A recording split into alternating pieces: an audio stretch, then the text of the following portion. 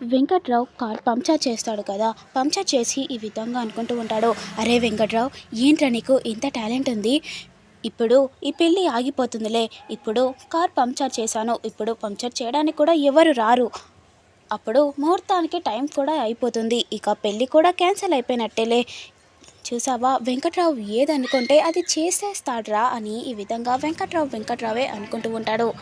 మరోవైపు సుందరమ్మ, రఘు, జానకి ముహూర్తానికి టైం అయిపోతుంది, త్వరగా బయలుదేరదాం రండి అని ఈ విధంగా సుందరమ్మ చెప్పి ఇక అందరు కలిసి బయటికి బయలుదేరుతూ ఉంటారు.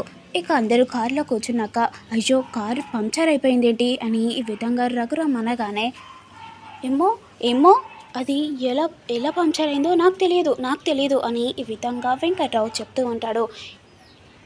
ఎందుకు నువ్వు అంత టెన్షన్ పడుతున్నావేంటి, కొంపతీసి నువ్వే కార్ పంక్చర్ చేసావా అని ఈ విధంగా పద్మ చెప్పగానే, ఒసేయ్ నేనెందుకు కార్ పంక్చర్ చేస్తానే, నా కొడుకు పెళ్ళికి నేనెందుకు పంక్చర్ చేస్తాను అని ఈ విధంగా వెంకట్రావు చెప్పగానే, ఇదంతా ఈయన ప్లానే, ఇదంతా ఇట్లాంటి ప్లాన్లన్నీ నీకే వస్తాయి అని ఈ విధంగా పద్మ చెప్తూ ఉంటుంది.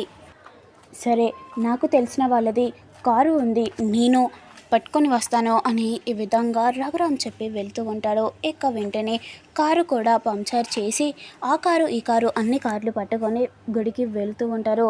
ఇక తర్వాతకి వెంకట్రావు మాత్రం మనసులో ఈ విధంగా అనుకుంటూ ఉంటాడు, ఏంటి నేను అనుకున్నది ఒకటైతే జరుగుతుంది ఒకటేంటి, నేను ఈ పెళ్ళి కూడా ఇప్పుడు పెళ్ళి ఆపేస్తాను అని ఈ విధంగా వెంకట్రావు అనుకుంటూ ఉంటాడు.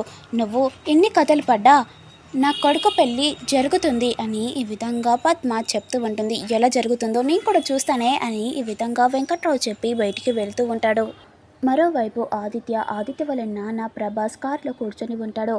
ఏమైందిరా, కిడ్నాప్ అని చేపించి నువ్వు ఒక్కనివే వచ్చావేంటి అని ఈ విధంగా అడగగానే, ఆగండి, ఇంకో కార్లో మా ఫ్రెండ్స్ కూడా వస్తున్నారు అని ఈ విధంగా ప్రభాస్ చెప్తూ ఉంటాడు. సరే, ఎలాగలగైనా ఆ ఆద్యను కిడ్నాప్ చెయ్యాలి అని ఈ విధంగా చెప్పగానే, చేస్తాం, అందులో ఏముంది అని ఈ విధంగా చెప్తూ ఉంటాడు. ఇక ప్లాన్ మొత్తం మాట్లాడుకుంటూ ఉంటారు. ఇక అప్పుడే ప్రభాస్ వాళ్ళ ఫ్రెండ్స్ కూడా వస్తూ ఉంటారు.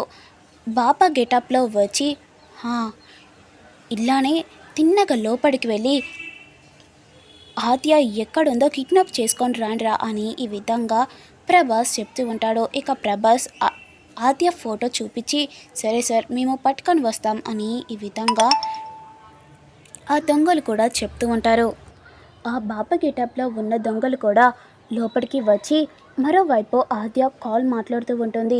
అరే ఈ అమ్మాయినే కదరా, మనం ఫోన్లో చూసింది ఈ అమ్మాయినే కదా అని ఈ విధంగా మాట్లాడుకొని, అవునరా ఈ అమ్మాయినే, ఖచ్చితంగా ఈ అమ్మాయినే అని ఈ విధంగా తను కూడా మాట్లాడుకుంటూ ఉంటారు. ఇక వెంటనే కిడ్నాప్ చేసే టైంలో ఆద్య అటు సైడ్ పోయి మాట్లాడుతూ ఉంటుంది. రామలక్ష్మి ఇటు సైడ్ వచ్చి కాల్ మాట్లాడుతుంటే, ఇక వెంటనే ఆ దొంగలు మాస్క్ పెట్టి రామలక్ష్మిని లోపలికి తీసుకొని వెళ్తుంటారు. ఇక వెంటనే టక్కడక్క బయలుదేరి ఇక అటు పోయాక చూసుకుంటే, అరే నేను చెప్పింది ఒకటైతే చేసింది ఒకటేంట్రా, నువ్వు ఆద్యను కిడ్నాప్ చెయ్యంటే రామని కిడ్నాప్ ఏం చేసావురా, అరే సార్ మేము చూసింది ఆ అమ్మాయినే సార్, మీరు నాకు ఫోటో చూపించింది ఆ అమ్మాయినే సార్ అని ఈ విధంగా చెప్పగానే, ఇక ఆ దొంగలు కూడా ఆ అమ్మాయిని చూసి షాక్ అవుతూ ఉంటారు. అరే మనం కిడ్నాప్ చేసింది ఒక్క అమ్మాయి అయితే ఇళ్ళకి వచ్చింది ఒక్క అమ్మాయి ఏంట్రా అని ఈ విధంగా మాట్లాడుకుంటూ ఉంటారు. ఇక ఈ విషయం ఆ ఆదిత్య గారికి తెలిసిందనుకో మనని చంపేస్తారా అని ఈ విధంగా చెప్తూ ఉంటాడు. ఆదిత్య రామన్ ఫేస్ చూసి, ఏ ప్రభాస్ తినను కిడ్నాప్ చేసావేంటి అని ఈ విధంగా అడుగుతూ ఉంటాడు. ఇక నెక్స్ట్ ఏమవుతుంది, ఏం జరుగుతుంది, ఇప్పుడు రామ స్పృహలోకి వచ్చి ఏం చేస్తుంది, ఇప్పుడు ఈ పెళ్ళి క్యాన్సిల్ అయిపోతుందా అని మీకు తెలియాలంటే నీ పెట్టే ప్రతి వీడియో చూస్తూ ఉండండి. Please do like, share, comment, subscribe చేయండి.